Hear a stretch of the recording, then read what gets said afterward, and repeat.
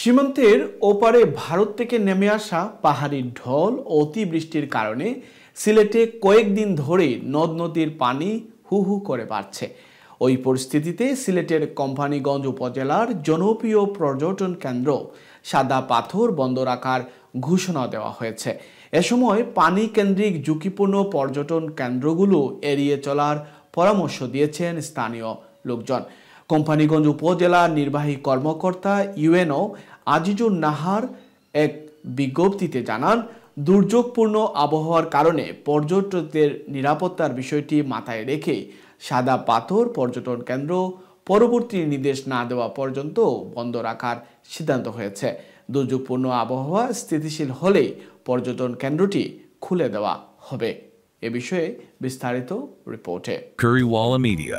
Let's make your food famous. ভারতের পাহাড়ি ঢল, দুর্যোগপূর্ণ আবহাওয়া ও ভারী বর্ষণে সিলেটের 4টি উপজেলায় জলাবদ্ধতা অব্যাহত রয়েছে। অধিকাংশ এলাকায় এখন পানির নিচে। এমন পরিস্থিতিতে যে কোনো দুর্ঘটনা এড়াতে সিলেটের জনপ্রিয় পর্যটন কেন্দ্র সাদা পাথর বন্ধ ঘোষণা করা হয়েছে।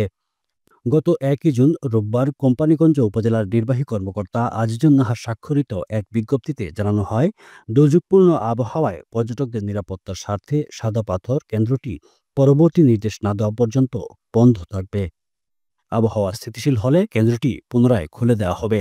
সিলেট জেলা প্রশাসনের পক্ষ থেকে বন্যা মোকাবেলায় 582টি আশ্রয়কেন্দ্র প্রস্তুত রাখা হয়েছে। সিলেট সিটি কর্পোরেশনে নগরীর জলাবদ্ধতা নিরসনে কন্ট্রোল রুমও চালু করা হয়েছে। সিলেট আবহাওয়া অধিদপ্তর জানায়, শনিবার সকাল 6টা থেকে রোববার সকাল 6টা পর্যন্ত 24 ঘন্টায় 404.8 মিলিমিটার বৃষ্টিপাত রেকর্ড করা হয়েছে, যা এবছরের সর্বোচ্চ। পানি উন্নয়ন বোর্ড জানায়, সুরমা ও কুশিয়ারা নদী বিপদসীমা অতিক্রম করেছে। রোববার বিকেল 3টায় কানাইঘাট পয়েন্টে সুরমার পানি বিপদসীমার 83 সেন্টিমিটার উপরে এবং অমলশেট পয়েন্টে কুশিয়ারার পানি 1.43 সেন্টিমিটার উপরে প্রবাহিত হয়। উল্লেখ্য, গত শুক্রবার থেকে পাহাড়ি ঢলে নিমজ্জিত রয়েছে সাদা পাথর পর্যটন কেন্দ্র, যার কারণে খেয়াঘাট বন্ধ রয়েছে ওই দিন থেকেই। Desk news, UK Bangla live.